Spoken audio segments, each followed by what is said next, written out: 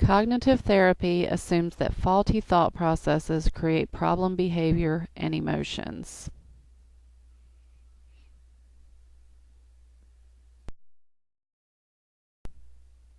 These faulty thought processes include beliefs that are irrational, overly demanding, or that fail to match reality.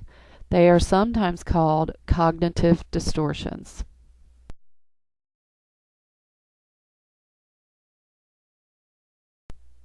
Cognitive distortions often lead to negative self-talk. Negative self-talk embodies the unrealistic things that a person tells himself.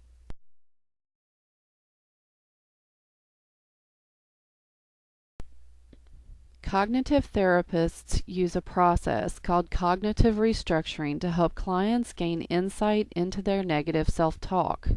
This allows the clients to challenge their thoughts, change their interpretations of events, and modify their behavior. Okay, let's take a look at how a cognitive therapy session might go. In this scene, Allie the alligator will be counseling Rex the dog, who has been having some problems at home. Hi, Rex.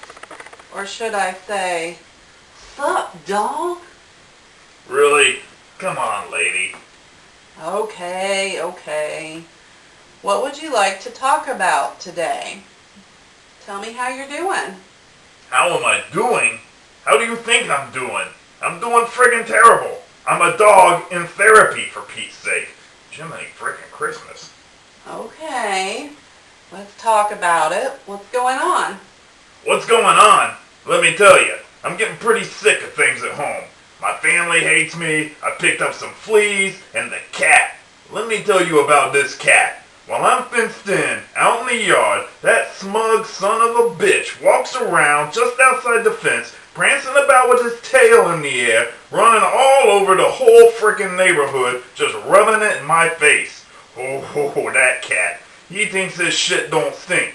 Well, let me tell you, it does, sister. I've walked by that litter box a time or two. Okay, let's take one thing at a time here. You said that your family hates you. What makes you think that? What makes me think that? Are you freaking kidding me? You know what I spend my day doing? I guard the house. All day, every day. Not only that, but I let them know when the mail gets here. I keep their stinking feet warm. I even fertilize the yard for them. Oh yeah, you know what else? I tell them when little Timmy's fallen down in the well again, or gotten trapped in the old mine, or the mill house, or whatever. What a dumbass. I mean, I love the kid, but come on. He can't go more than a week without trying to get himself killed. And what do I get in return? Let me tell you about these bastards. They leave me outside all day in the cold. They won't let me go down the road and see my buddies. They give me the same dried up, crunchy ass food for breakfast, lunch, and dinner. It's like eating freaking marbles. I mean, come on, have you ever seen a wolf eating dog chow? Well, have you? Have you? Huh? Man, it shouldn't be that big a deal if I want a drumstick off of Timmy's plate. That kid never eats all his food anyway.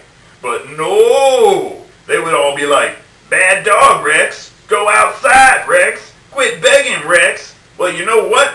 I wouldn't have to beg if they weren't so damn stingy with the fried chicken. Well, that certainly doesn't seem very nice, does it? You got that right, sister.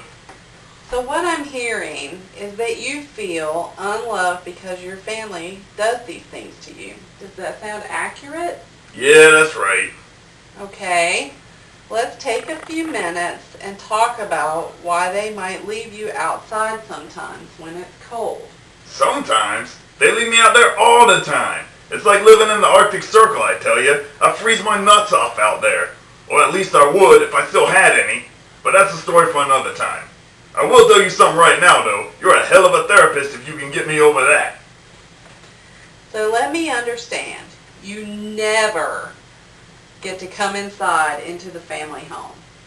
Well, I can't really say never. I do get to come in at nighttime.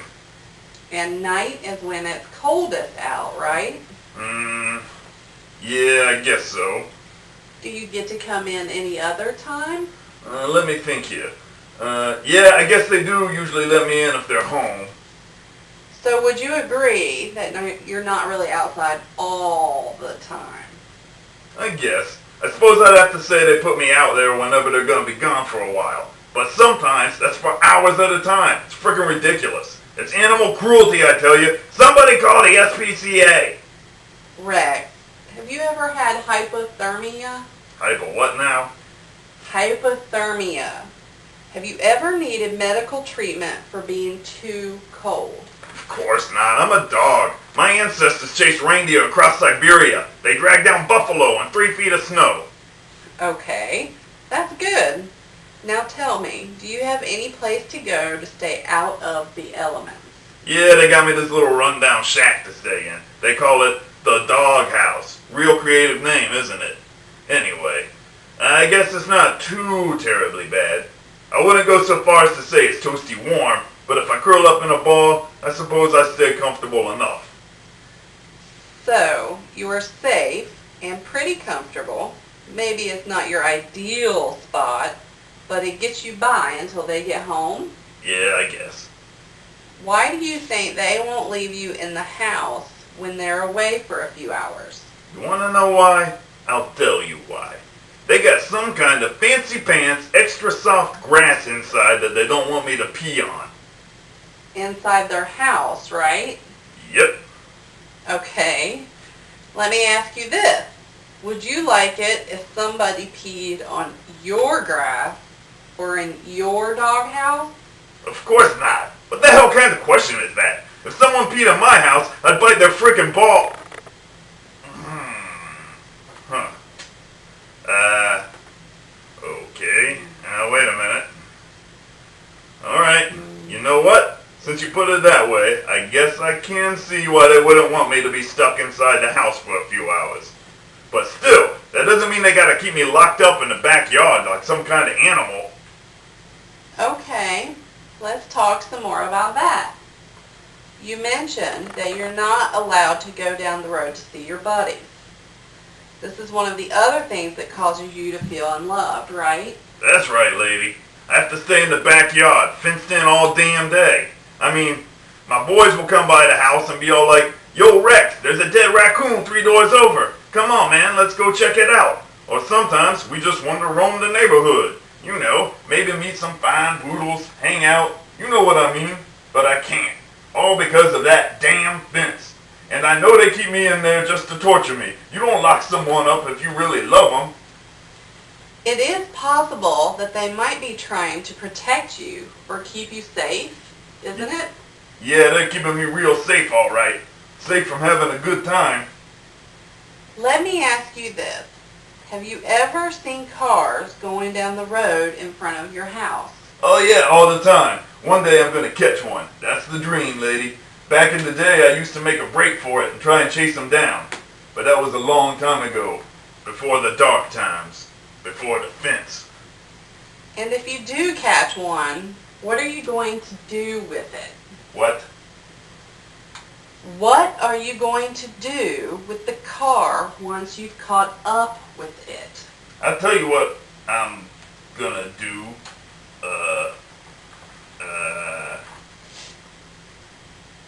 I don't really know. I hadn't really thought it through that far.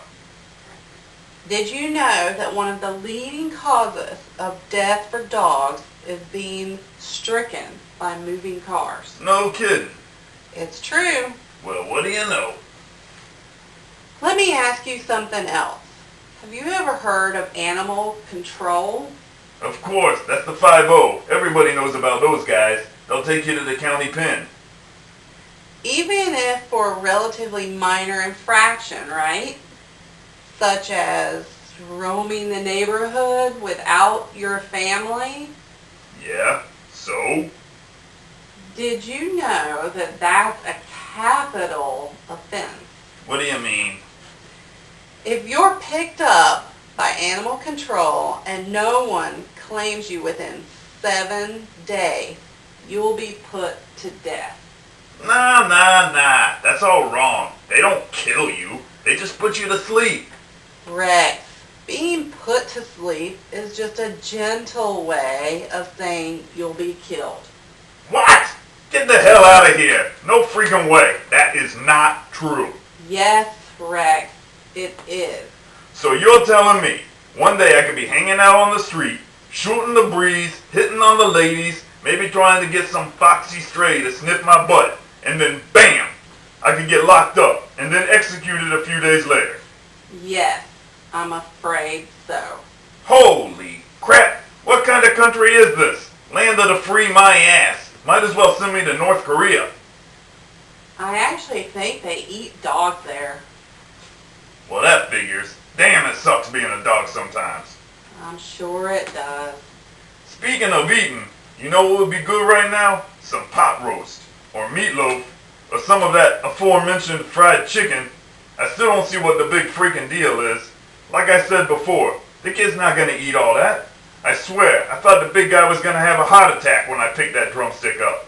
I don't get why they're holding out on me like that.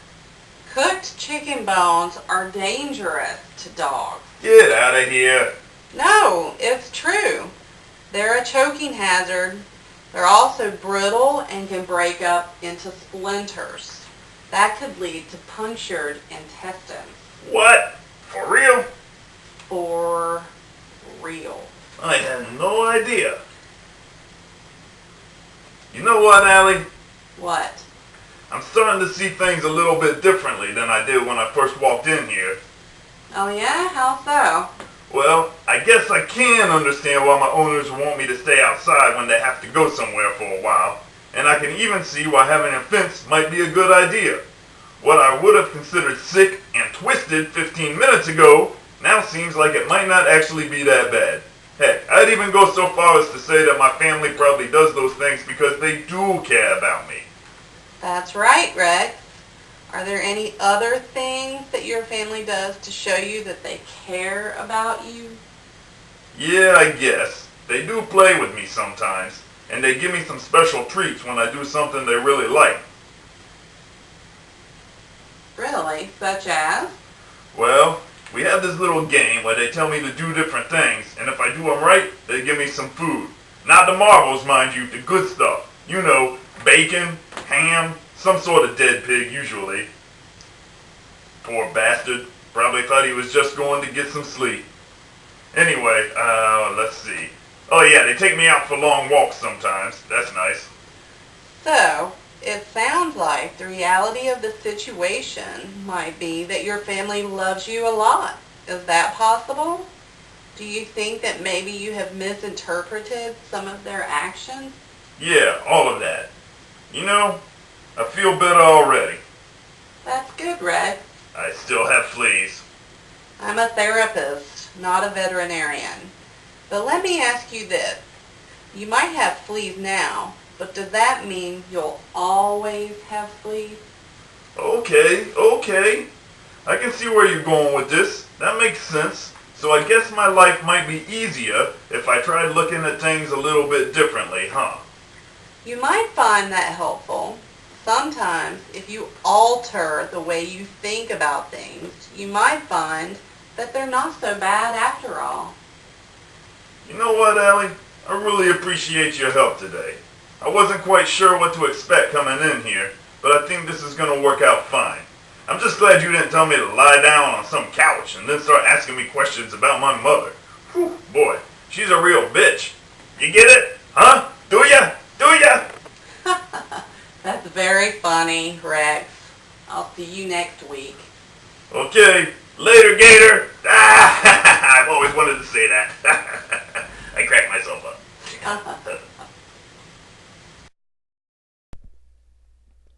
We've just seen Allie help Rex understand that his perception of reality has been tainted by his faulty perceptions. If Rex continues his therapy, Allie might at some point give Rex a worksheet describing some of the more frequently observed cognitive distortions. Perhaps Rex might have even recognized that he was guilty of some of them. For example, Rex appears to be overgeneralizing when he says his family makes him stay outside the house all the time. Overgeneralization is the tendency to make broad, sweeping, inaccurate statements based on how things sometimes are. Overgeneralization can often be identified through the appearance of the words always and never. Allie helped Rex to see that he does not always have to stay outside. In fact, Rex comes to see that he only really has to stay outside in certain limited circumstances.